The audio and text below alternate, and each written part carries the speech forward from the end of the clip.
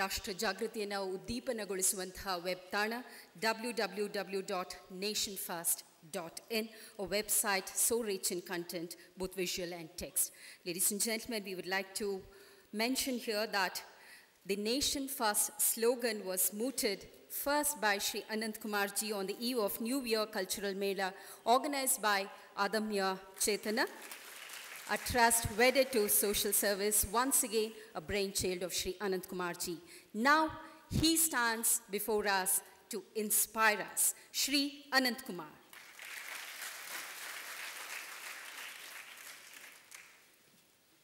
Thanks, Amma.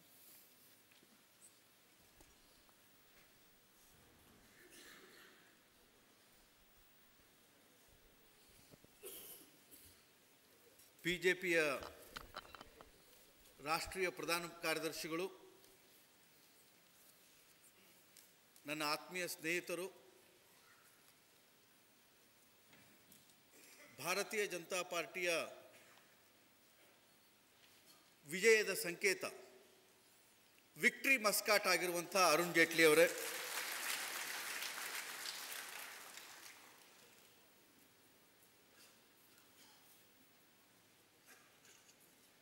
Lead India ಕ್ಯಾಂಪೇನ್ನಲ್ಲಿ ಪ್ರಥಮ ಸ್ಥಾನವನ್ನು ಗಳಿಸಿ ಇವತ್ತು ಭಾರತದ ಲೀಡ್ ಇಂಡಿಯಾ ಮಾಡಲಿಕ್ಕೆ ಬಿಜೆಪಿನೇ ಪರ್ಯಾಯ ಅಂತ ಹೇಳಿ ಇವತ್ತು ಬೆಳಗ್ಗೆ ತಾನೇ ಭಾರತೀಯ ಜನತಾ ಪಾರ್ಟಿಗೆ ಬಂದಿರುವಂಥ ನನ್ನ ಸ್ನೇಹಿತರಾದಂಥ ಆರ್ ಕೆ ಮಿಶ್ರಾ ಅವರೇ,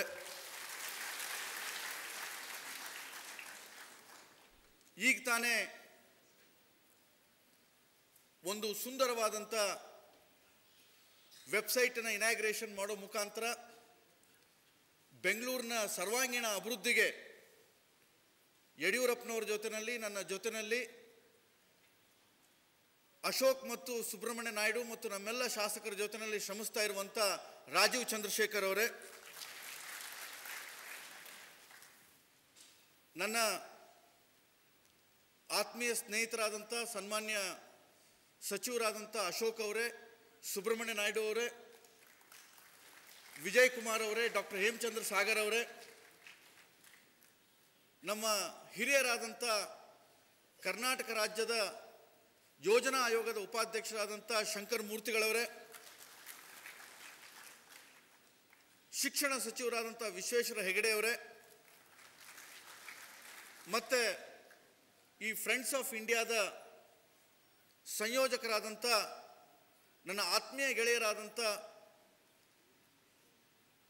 ಕೇಂದ್ರ ಭಾರತೀಯ ಜನತಾ ಪಾರ್ಟಿಯ ಸಂಪನ್ಮೂಲ ಸಂಯೋಜಕರು, ರಾಷ್ಟ್ರೀಯ ಕಾರ್ಯಕಾರಿ ಸಮಿತಿ ಸದಸ್ಯರು, ನಮ್ಮ ಹಿಂದಿನ ನಾಯಕರಾದಂಥ ವೇದ್ ಪ್ರಕಾಶ್ ಗೋಯಲ್ ಅವರ ಸುಪುತ್ರರಾದಂಥ ಪಿಯೂಷ್ ಗೋಯಲ್ ಅವರೇ,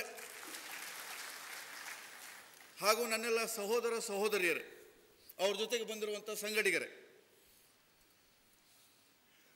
ಇವತ್ತಿನ ಮುಖ್ಯ ಭಾಷಣವನ್ನು ನಂತರ ಪ್ರಶ್ನೋತ್ತರವನ್ನು ಅರುಣ್ ಜೇಟ್ಲಿ ಅವರೇ ಮಾಡೋರಿದ್ದಾರೆ. ದೇಶ ಮೊದಲು, ನೇಷನ್ ಫಸ್ಟ್ ಅನ್ನುವಂಥ ಒಂದು ಘೋಷಣೆಯನ್ನು ಈ ದೇಶಕ್ಕೆ ಕೊಟ್ಟವರು ನಾನು ಹೆಮ್ಮೆಯಿಂದ ಹೇಳ್ಕೊಳ್ಬೇಕಾಗತ್ತೆ.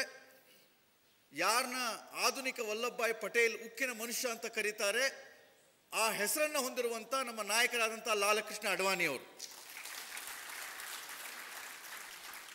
ನಾನು ಅರುಣ್ ಜೇಟ್ಲಿ ಅವ್ರಿಗೆ ಹೇಳ್ತಾ ಇದ್ದೆ, ರಥಯಾತ್ರೆಯ ಸಮಯ ಕೋಲ್ಕತ್ತಾದಲ್ಲಿ ಪತ್ರಿಕಾಗೋಷ್ಠಿ, ಆ ಪತ್ರಿಕಾಗೋಷ್ಠಿಯಲ್ಲಿ ಪತ್ರಕರ್ತರು ಅಡ್ವಾಣಿಯವ್ರನ್ನ ಕೇಳಿದರು, ನೀವು ಹೇಳ್ತೀರಿ ಭಾರತೀಯ Janata party with A difference ಅಂತ ಹೇಳಿ, what is that USP? What is the differential which makes you unique? Arun Jaitley ಅವರು ಒಂದು ಪ್ಯಾಡನ್ನು ತೆಗೆದು, ಈಗ ಅದ್ವಾನಿಯವರು ಏನೋ ಹೇಳ್ತಾರೆ, ಒಂದು ಟ್ರಿಟೈಸನ್ನು ಹೇಳ್ತಾರೆ, ಬರ್ಕೊಳ್ಬೇಕು ಅಂತ ಯೋಚನೆ ಮಾಡಿದರು. ಆದರೆ ಅದ್ವಾನಿ ಅವರು ಒಂದೇ ಒಂದು ಶಬ್ದವನ್ನು ಹೇಳಿದರು, ಬೇರೆ ಪಾರ್ಟಿಗಳಿಗೆ ಅವರ ಫ್ಯಾಮಿಲಿ ಫಸ್ಟ್ ಆಗಿರಬಹುದು, ಬೇರೆ ಪಾರ್ಟಿಗಳಿಗೆ ಅವರ ಪವರ್ ಫಸ್ಟ್ ಆಗಿರಬಹುದು, ನಮ್ಮ ಪಾರ್ಟಿಗೆ, ಭಾರತೀಯ ಜನತಾ ಪಾರ್ಟಿಗೆ ನೇಷನ್ ಫಸ್ಟ್ ಅನ್ನುವಂಥ ಮಾತನ್ನು ಹೇಳಿದರು. ಆ ಹಿನ್ನೆಲೆಯಲ್ಲಿ ಇವತ್ತು ಫ್ರೆಂಡ್ಸ್ ಆಫ್ ಬಿಜೆಪಿಯ ಒಂದು ಮೂಮೆಂಟ್, ಇದನ್ನು ನಾನೊಂದು ಸಂಘಟನೆ ಅಂತ ಕರೆಯಲ್ಲ. It is not an organisation, it's a movement. ಬದಲಾವಣೆಗೋಸ್ಕರ ಒಂದು ಆಂದೋಲನ, ಬದಲಾವಣೆಗೋಸ್ಕರ ಒಂದು ಅಭಿಯಾನ. ಇವತ್ತು ನಮ್ಮ ದೇಶದಲ್ಲಿ ಬೆಲೆ ಏರಿಕೆ ಇದೆ, ಭಯೋತ್ಪಾದನೆ ಇದೆ, ಕೃಷಿ ಸಂಕಟ ಇದೆ, ಆರ್ಥಿಕ ಸಂಕಟ ಇದೆ, ಸಂಸ್ಕೃತಿಯ ಸಂಕಟ ಇದೆ, ಪ್ರಜಾತಂತ್ರದ ಸಂಕಟ ಇದೆ. Security crisis, economic crisis, agricultural crisis, cultural crisis and governance crisis. ಈ ಎಲ್ಲ ಕ್ರೈಸಿಸ್ ಇರಬೇಕಾದಂಥ ಸಂದರ್ಭದಲ್ಲಿ ಇದರಿಂದ ಹೊರಗೆ ಬರೋ ಮಾರ್ಗ ಏನು? 1 ವರ್ಷದ ಹಿಂದೆ ಅಡ್ವಾಣಿಯವ್ರನ್ನ ಭಾರತೀಯ ಜನತಾ ಪಾರ್ಟಿಯ ಮತ್ತು NDA ಪ್ರಧಾನಮಂತ್ರಿ ಅಭ್ಯರ್ಥಿ ಅಂತೇಳಿ ಘೋಷಣೆ ಮಾಡಲಾಯಿತು. ಆ ಘೋಷಣೆ ಮಾಡೋ ಸಂದರ್ಭದಲ್ಲಿ ನಮ್ಮ ಹಿಂದಿನ ಪ್ರಧಾನಮಂತ್ರಿಗಳು ಮತ್ತು ಭಾರತದ ಶ್ರೇಷ್ಠ ಮುತ್ಸದ್ದಿ ಅಟಲ್ ಬಿಹಾರಿ ವಾಜಪೇಯಿ ಅವರು ಒಂದು ಸಂದೇಶವನ್ನು ಕಳಿಸಿದರು. ಹಿ ಸೆಂಟ್ ಎ ಮೆಸೇಜ್. ಆ ಸಂದೇಶ ಏನು ಅಂತಂದರೆ, BJP ಗೆಲ್ಲಿಸಿ ಭಾರತ ಉಳಿಸಿ ಎನ್ನುವಂಥ ಒಂದು ಸಂದೇಶವನ್ನು ಗಳಿಸಿದರು. ಆ ಒಂದು ಸಂದೇಶ ಯಾಕೆ ಅಂತಂದರೆ, ಈ ಎಲ್ಲ ಸಮಸ್ಯೆಗಳಿಂದ ಇವತ್ತು ಭಾರತಕ್ಕೆ ಗ್ರಹಣ ಹಿಡಿದಿದೆ, ಭಾರತದ ಸ್ವಾತಂತ್ರ್ಯ ಸೂರ್ಯನಿಗೆ ಗ್ರಹಣ ಹಿಡಿದಿದೆ. ಆದ್ದರಿಂದ ಈ ಗ್ರಹಣದಿಂದ ತಪ್ಪಿಸ್ಲಿಕ್ಕೆ, ಹೊರಗೆ ಬರಲಿಕ್ಕೆ ಒಂದು ರಾಷ್ಟ್ರೀಯ ಆಂದೋಲನ ಬೇಕು, ಒಂದು ನ್ಯಾಷನಲ್ ಮೂವ್ಮೆಂಟ್ ಬೇಕು. 47ರ ಮೊದಲೇ ಸ್ವಾತಂತ್ರ್ಯ ಸಂಗ್ರಾಮ ಆಯಿತು. 74-77ರಲ್ಲಿ ಜಯಪ್ರಕಾಶ್ ನಾರಾಯಣರ ಆಂದೋಲನ ಆಯಿತು. ಇಲ್ಲಿ ನನ್ನ ಮುಂದೆ ಕೂತಿರುವಂಥ ಅನೇಕ ಹಿರಿಯರು, ವೇದಿಕೆ ಮೇಲಿರುವಂಥ ನಾವೆಲ್ಲ JP ಮೂವ್ಮೆಂಟಿನ ಪ್ರಾಡಕ್ಟ್ಸ್. ನಂತರ ರಾಮ ಜನ್ಮಭೂಮಿ ಮೂವ್ಮೆಂಟ್ ಆಯಿತು. ಈಗ 2009ರಲ್ಲಿ ನಮ್ಮ ದೇಶವನ್ನು ಈ ಒಂದು ರಕ್ಷಣಾ ಮತ್ತು ಆರ್ಥಿಕ ಸಂಕಟದಿಂದ, ಪ್ರಜಾತಂತ್ರದ ಸಂಕಟದಿಂದ, ಅರುಣ್ ಜೇಟ್ಲಿ ಅವರು ಪತ್ರಿಕಾಗೋಷ್ಠಿಯಲ್ಲಿ ಹೇಳ್ತಾ ಇದ್ರು, ನಮ್ಮ ದೇಶದಲ್ಲಿ ಪ್ರಧಾನಮಂತ್ರಿಗಳು ರಿಮೋಟ್ ಕಂಟ್ರೋಲ್ ಪ್ರಧಾನಮಂತ್ರಿಗಳು ಅಂತ. ಸಾಮಾನ್ಯವಾಗಿ ಮನೆಯಲ್ಲಿ ಟಿವಿಗೆ ಒಂದೇ ರಿಮೋಟ್ ಕಂಟ್ರೋಲ್ ಇರುತ್ತೆ. ನಮ್ಮ ಪ್ರಧಾನಿಗಳಿಗೆ ಮೊನ್ನೆ ತನಕ 2 ರಿಮೋಟ್ ಕಂಟ್ರೋಲ್ ಇತ್ತು. ಒಂದು ಸೋನಿಯಾ ಗಾಂಧಿ ಅವ್ರ ಕೈನಲ್ಲಿ, ಒಂದು ಕಮ್ಯುನಿಸ್ಟರ್ ಕೈನಲ್ಲಿ. ಸೋನಿಯಾ ಗಾಂಧಿ ಆನ್ ಮಾಡಿದ್ರೆ ಕಮ್ಯುನಿಸ್ಟರ್ ಆಫ್ ಮಾಡೋರು.